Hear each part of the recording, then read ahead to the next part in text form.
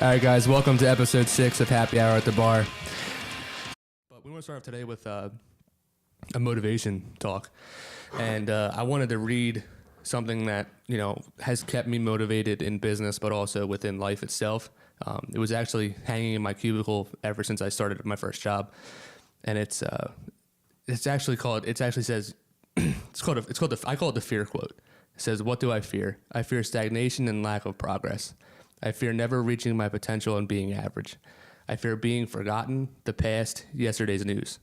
I fear giving up and being passed by, going softly into that good night. I fear letting those I love down, letting myself down.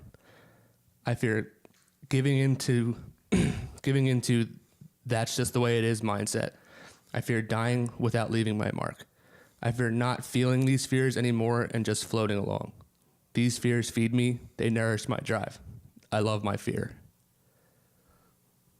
Well, that sounds like it's very powerful to you, even the way you read it. Yeah, because it means something. Mm-hmm. Yeah, your voice, I could hear it. Yeah, it's one of those things, and it's like the way it's set up. It's like it's a picture with the quote, and it has like this guy like in a hoodie, like leaned over. Mm-hmm. And it's one of those things that I've always looked at to kind of push me to just make that extra call during the day, or have another conversation with somebody, or maybe do an extra rep, or if I walk by it one day and I'm like, maybe I want to have a cookie, I'll have like something different. Mm-hmm. Because I know that what I do today will affect tomorrow. Yeah. So I think fear is a really, really good motivator, actually, because when you're afraid, humans naturally do everything out of fear.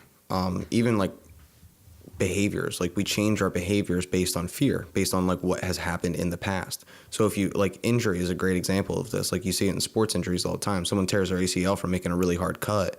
The next time they go out to make that really hard cut, they tense up a little bit. They don't go nearly as hard as they could out of fear for what has happened in the past. And I think a day-to-day motivation like that is exactly the same. It's out of fear of what could happen. I think that's a very real thing. I think that's why we are human. Yeah. I like the fear of regret. Mm-hmm. You're gonna wake up one day and not have the time that you had to do the things you wanted to do. So I live a lot of stuff based on not wanting to regret anything. I have one regret in my life, literally one, and it's not continuing to play football when I was in college.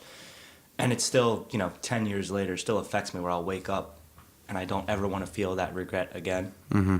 So I do a lot of things based on that, like training, like coming back to weightlifting was, I got in the car accident. I could have easily just stopped and, done regular workouts forever. But that regret of, what could have been is why I decided to, But you're try also again. a different guy than you were back in college. I mean, I feel like when I knew you in college, you were different than you are now. From like a personality standpoint, I feel like you're more driven now than you were then. Yeah, of course, matured. I hope so. Totally matured. Yeah, and that's totally. That was 10 years ago. Well, yeah, that's what I'm saying. But some people don't change. Some people stay the same. I mean, it's one of those things where maybe it was meant for you to not play football in order to get this drive that you have now. Oh yeah, I mean, I look back and say if I didn't, come home from USF, I would have never found CrossFit. I would never found the gym. I would never be as motivated now. I probably wouldn't have started the businesses, things like that. So, I mean, it's corny. Everything happens for a reason, but sure. But I still have that regret. Like, I want to see, like, what would have happened if I continued to play football. So I'm going to go try out for the Soul in 2 weeks and see what happens. You won't. I swear to God, I'm going to go out there. Why wouldn't I?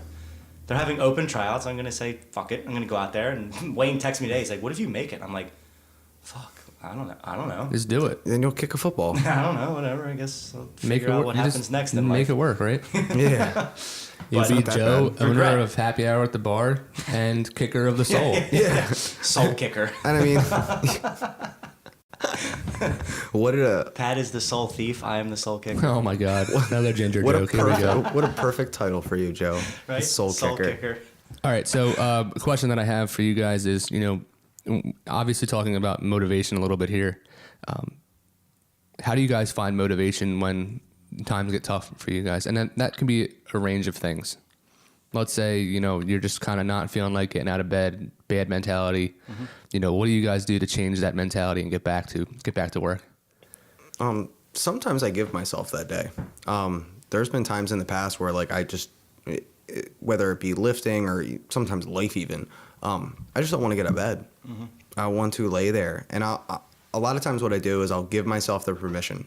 I'll give myself permission for that day. And I'll say, you can have this day. You can't have tomorrow. You can't have yesterday. You can have today. And then after that, I give myself that day and I slowly ease into it. Keeping a schedule and just a normal routine is super important, I think. But not only that, like if I need to do something to be freer, like I usually go play frisbee golf in the woods or disc golf in the woods, because it's alone time. It's in the woods. It's in nature. Not a whole lot of people play disc golf, so it's usually like I'm by myself or I'm bringing like one or two friends. But it's a way to kind of like detach from what's going on for a little bit, kind of get a refresher and then get back to it. But I always give myself that day for the most part, but one day and that's it. What about you, Joe? Yeah. I guess I use it on setting an example. So I don't really like to think about like myself in my training, which, sometimes you should probably be selfish if you want to train for something. But I use my little brother as an example. So him and I are like inseparable, super close, looked up to me growing up, older brother kind of thing. And, not on such a fine level of like, okay, this one training day, but it's like that one training day could lead into a week, could lead into a month, could lead into a competition, and not me not doing my best and saying, him looking up to me and saying, okay, well, he always gave 110%. He trained when he didn't want to train. He went in when he wasn't feeling good. Not every day is great in training. Using that as a specific example.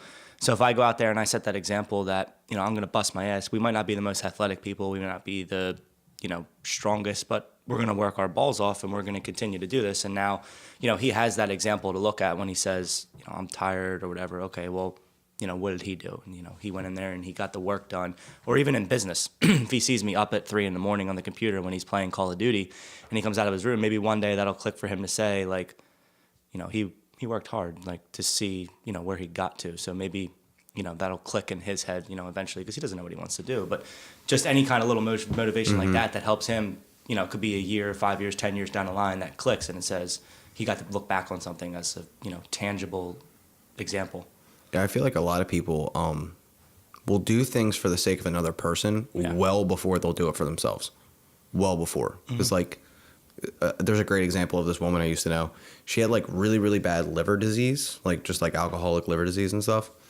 So her dog at one point got really, really sick. So they bring her into the vet and lady's like, here's what's wrong with my dog. And she was, the vet was like, oh, does the dog sleep on you? And she was like, yeah.